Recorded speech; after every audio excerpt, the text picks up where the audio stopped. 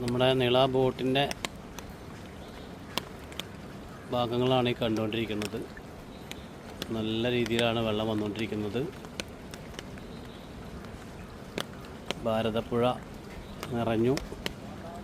ഇവിടെ പാർക്കിൽ ഒരുപാട് മീനുകളൊക്കെ ഉണ്ടായിരുന്ന കുളത്തിലെ മീനൊക്കെ ചാടിപ്പോയി എന്ന് പറഞ്ഞു.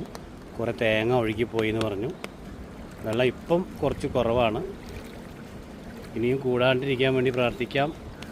നമുക്കറിയാം മുൻകാലങ്ങളിലൊക്കെ നമുക്ക് വലിയ രീതിയിൽ വെള്ളം കയറിയിട്ട് ഒരുപാട് നാശനഷ്ടങ്ങൾ ഉണ്ടായിട്ടുണ്ട് നമ്മുടെ നാട്ടിൽ. എന്തായാലും പ്രാർത്ഥിക്കാം. ഇതാണിപ്പോൾ ചെറുതുരുത്തിയിലെ അവസ്ഥ. ഓക്കെ, പുഴ അക്കരെ ഇക്കരി മുട്ടിക്കൊണ്ടാണ് പോണത്. ആ ബോട്ട് ഹൗസിൻ്റെ ഗേറ്റാണ് കാണുന്നത്. അപ്പുറത്ത് അക്കരെ ഇക്കരി മുട്ടിയിട്ടാണ് പുഴ പൊയ്ക്കൊണ്ടിരിക്കുന്നത്. നല്ല രീതിയിൽ വെള്ളം വന്നുകൊണ്ടിരിക്കുകയാണ്. അപ്പോൾ എല്ലാവരും ജാഗ്രത പാലിക്കുക.